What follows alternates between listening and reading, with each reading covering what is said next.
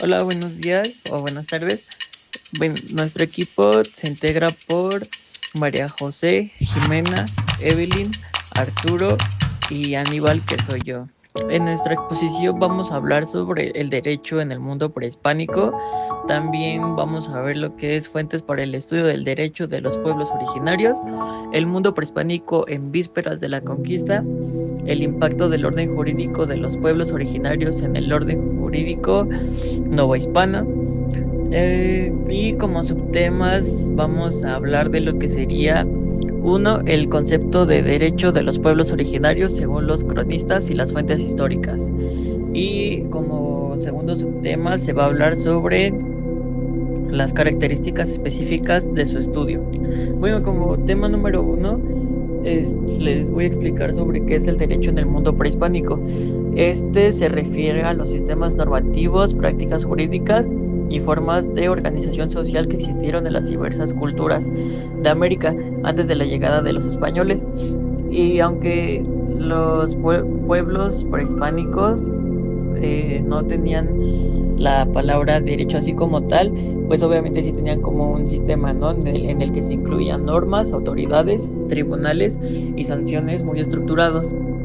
Les voy a hablar sobre los principios generales del derecho prehispánico. En la mayoría de las culturas, el derecho estaba estrechamente ligado a la religión. Se buscaba mantener el orden social y el equilibrio cósmico. También la justicia tenía un carácter un tanto punitivo como reparador. Y las normas eran transmitidas oralmente, aunque en pueblos como los mexicas había registros pictográficos. Luego también están los derechos en las principales culturas. Por ejemplo, tenemos el derecho mexica o azteca, que fue uno de los sistemas jurídicos más complejos. Y sus instituciones, había una que se llamaba Hueytlatoani, que era la máxima autoridad política y judicial. Y en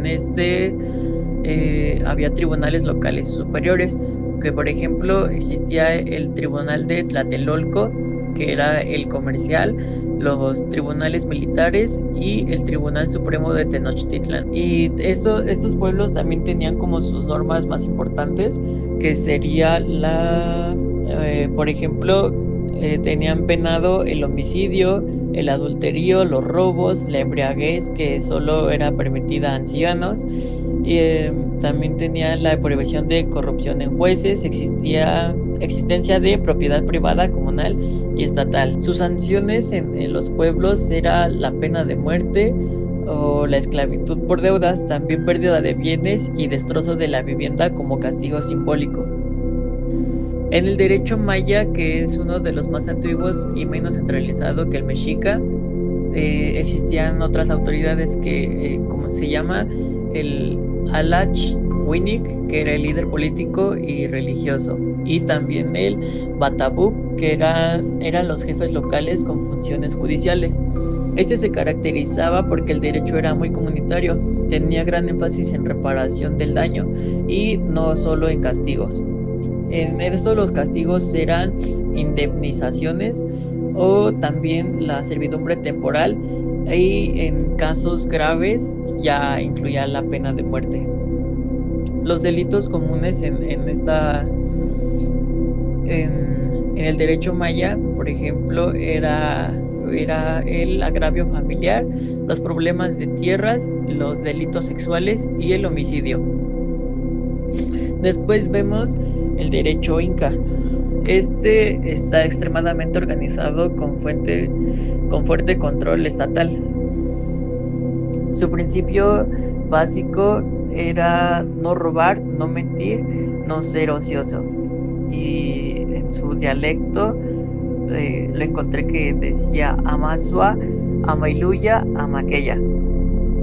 Sus instituciones: el Inca como autoridad suprema, funcionarios llamados Tocuirricoc, que estos supervisaban la conducta del pueblo. Sus características era que el derecho era centralizado y administrativo. La obligación del trabajo, que se llamaba mita, y fuertes sanciones por faltar a normas económicas.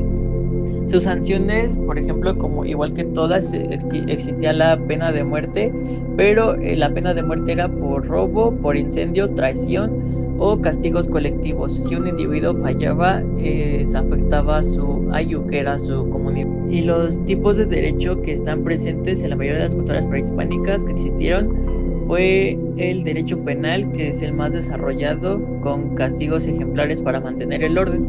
En el derecho civil, comparado con las culturas prehispánicas, pues incluye la propiedad, la herencia y el matrimonio. Igual lo que nos influencia o nos dejaron fue el derecho familiar, que nos habla de la importancia del linaje y la organización comunitaria. Y también el derecho económico. En pues hace referencia a los tributos, a la distribución de tierras y al comercio que se hacía en esas épocas igual. Y el derecho religioso y ceremonial, que son más que nada en ese tiempo, que eran normas sobre sacrificios, festividades y oficios sagrados. Unas características comunes en esas civilizaciones era que su autoridad era muy fuerte y tenían normas rígidas con castigos severos. También tenían un derecho basado en usos y costumbres. También marcaban mucho la importancia de la colectividad sobre todo individuo, y también como derecho como extensión del orden cosmológico y religioso. Y pues ya como una pequeña conclusión, porque al final van a explicar más compañeros, es que el derecho prehispánico fue un conjunto de sistemas normativos avanzados, adaptados a sociedades muy organizadas, aunque diferentes entre sí, compartían una visión comunitaria, religiosa y estricta de la justicia.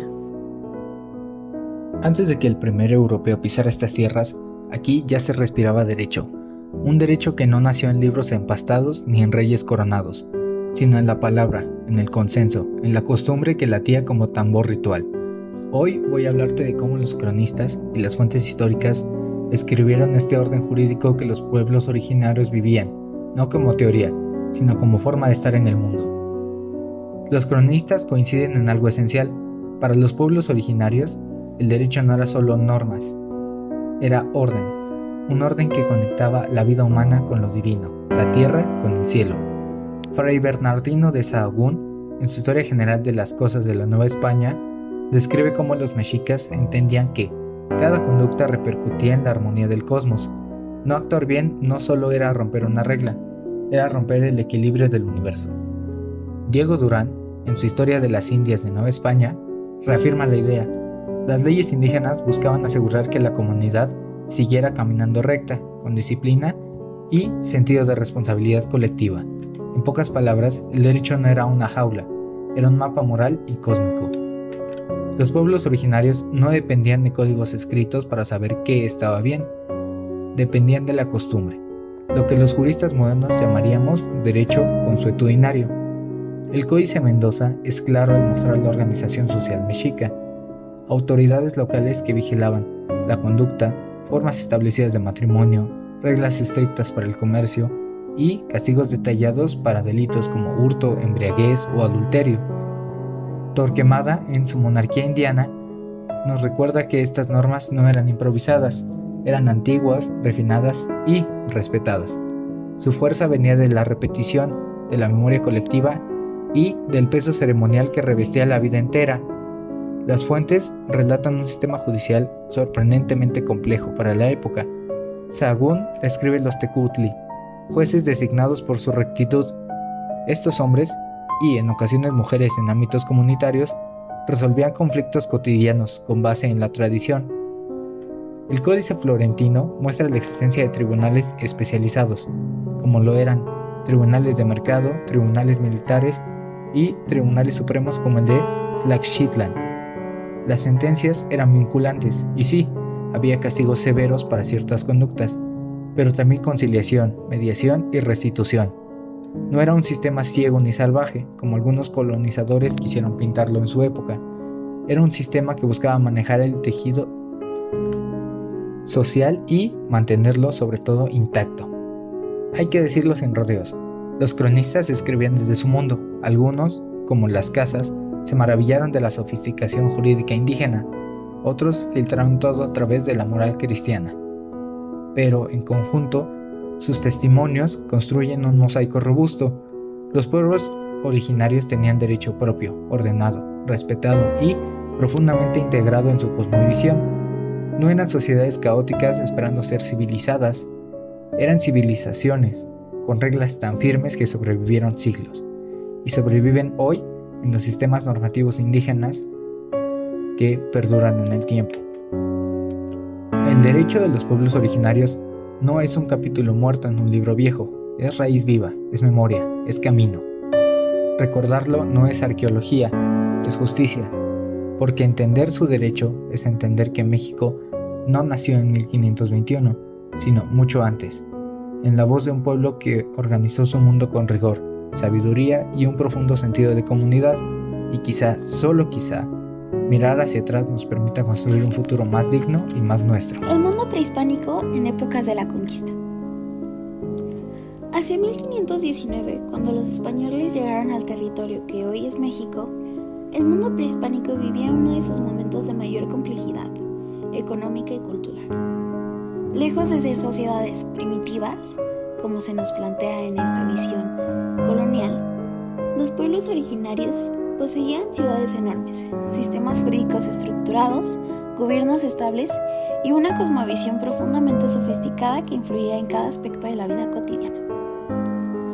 Uno de los ejemplos más destacados es el Imperio Mexica, cuyo centro era Tenochtitlan, una ciudad que, según los cronistas españoles, superaba en limpieza, orden y tamaño a muchas ciudades europeas. Contaba con calles rectas, calzadas elevadas, canales navegables con canoas, lo que llevó a algunos españoles a compararla con Venecia, y un sistema hidráulico diseñado para administrar el agua potable. Un dato curioso es que Tenochtitlan tenía una especie de servicio de recolección de basura, realizado por funcionarios llamados tlacoleros, lo cual era impensable en la Europa del siglo XVI. Pero los mexicas no estaban solos. En el momento de la llegada de los españoles, coexistirían varios pueblos originarios de enorme importancia. Los purépechas, quienes dominaban el occidente de México y contaban con una metalurgia avanzada del cobre. Los tlaxcaltecas, quienes mantenían su independencia frente a los mexicas gracias a su habilidad militar. Los totonacos, grandes productores de vainilla y artesanos ceremoniales. Los mixtecos, destacados por su orfebrería. Y por supuesto, los mayas, con conocimiento astronómico y matemático. Cada uno poseía sistemas políticos propios, tradiciones jurídicas diferenciadas y lenguas desarrolladas. En lo social, estas sociedades mesoamericanas estaban altamente estratificadas. En el mundo náhuatl, la nobleza o pipiltín no solo heredaba privilegios, sino también obligaciones jurídicas, como la de recibir una educación estricta y dar ejemplo moral. Los macehualtín constituían la mayor parte de la población y eran campesinos, artesanos o comerciantes. Un detalle fascinante es que los comerciantes de larga distancia, llamados portecas, funcionaban como una especie de servicio de inteligencia. Viajaban por regiones remotas, negociaban con otros pueblos y regresaban con información política y militar útil para el Estado mexica. Su actividad estaba regulada por las leyes específicas y tenían tribunales propios. La economía era igualmente avanzada. El mercado de Tlatelolco, que llegó a reunir entre 20,000 y 40,000 personas diariamente, funcionaba con normas muy estrictas. Existían inspectores que vigilaban que nadie engañara en las medidas, castigaba el fraude y hasta tenían una especie de policía del mercado. El uso del cacao como moneda y la existencia de contratos orales regulaban estas transacciones. Los purépechas, por su parte, administraban talleres estatales de metal. Los mayas aplicaban sistemas de irrigación y trueque en ciudades como Mayapán. En el ámbito jurídico, los pueblos originarios poseían sistemas legales muy formales. En el caso mexica, las leyes se registraban en códices. Los jueces eran profesionales y existían tribunales para diferentes niveles de conflicto. Las penas variaban desde multas y restitución hasta castigos severos como la pena de muerte, pero no eran arbitrarias. Se analizaba la intención, la gravedad y la condición social del infractor. Además, algo poco conocido es que existían defensores naturales, ancianos o sabios que podían interceder por alguien acusado para asegurar que el juicio fuese justo. Otro elemento fundamental era la cosmovisión. Para los pueblos originarios, la vida social y la vida espiritual estaban completamente unidas. El orden de la comunidad reflejaba el orden del universo.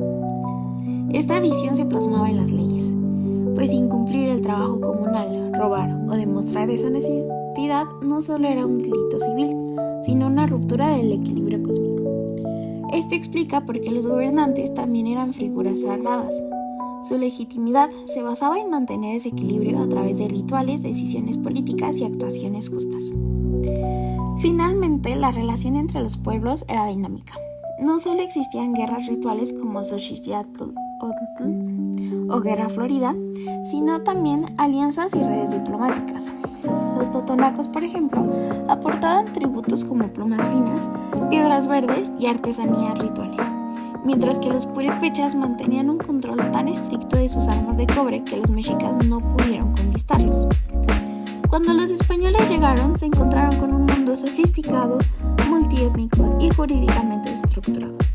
La conquista no fue el choque entre un imperio europeo y pueblos aislados, sino entre dos civilizaciones completas, con normas, instituciones, ideologías y formas de vida profundamente distintas. Para entender el derecho mexicano actual es indispensable reconocer la profundidad cultural y jurídica de los pueblos originarios que ya habitaban este territorio antes de 1519. El impacto del orden jurídico de los pueblos originarios en el orden jurídico novohispano. El orden jurídico de los pueblos originarios tuvo un impacto limitado en el orden jurídico novohispano, ya que las leyes españolas prevalecieron, aunque se reconoció cierta autonomía a los pueblos originarios a través de los caciques y la administración de la justicia local bajo la supervisión de la corona. Los pueblos originarios interactuaron con el sistema novohispano para defender sus intereses y mantener una cohesión social, aunque el derecho hispano siempre prevaleció sobre el derecho indígena. Características del orden jurídico novohispano y su relación con los derechos. Predominio del derecho castellano. El sistema legal novohispano se basó principalmente en el derecho castellano, importado a la España y complementado por las leyes y disposiciones creadas por la monarquía española. Autonomía limitada. En esta se permitió a los pueblos indígenas conservar ciertos aspectos de su derecho consuetudinario y prácticas de autogobierno, principalmente a través de sus líderes, los cuales eran los caciques, quienes actuaban como intermediarios y defendían los intereses de su comunidad frente al virrey. Control y subordinación. En esta, el sistema jurídico novohispano estableció un control centralizado de justicia a cargo del rey y sus tribunales, pero permitió la existencia de diversas jurisdicciones especializadas y la administración de la justicia local. Sin embargo, estas jurisdicciones solamente se aplicaban bajo la supervisión de la corona y el derecho indígena no tenía un estatus formal o de igualdad frente al derecho hispano. Convivencia y conflictos. El sistema legal permitió una coexistencia formada de dos sistemas jurídicos, donde los pueblos originarios se vieron obligados a interactuar y adaptarse a las normas impuestas por el orden jurídico novohispano, incluso hasta el punto de usarlo para defender sus derechos y propiedades. Derecho penal. El derecho penal novohispano se caracterizó por su frialdad y primitivismo. En este, concentraban con las prácticas de resolución de conflictos en los pueblos originarios, como la armonización y la sanción. Todo esto teniendo un impacto en la actualidad. Reconocimiento gradual. En ello, el orden jurídico novohispano ha sido reemplazado por los sistemas jurídicos nacionales actuales, ya que reconocen y respetan al derecho indígena, aunque persisten desafíos y tensiones entre el derecho estatal y el derecho consuetudinario. Diálogo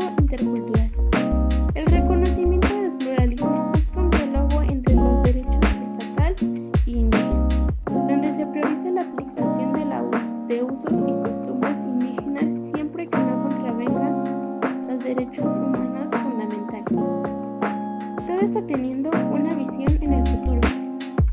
El estudio de la interacción entre el derecho indígena y el derecho no hispano nos ayuda a comprender la complejidad de los sistemas jurídicos hoy en la actualidad, así como los desafíos y oportunidades para la construcción de una sociedad más justa, igualitaria, democrática y cultural. En resumen, el orden jurídico prehispánico no fue totalmente erradicado, sino que se integró de una manera subordinada y pragmática al derecho no hispano.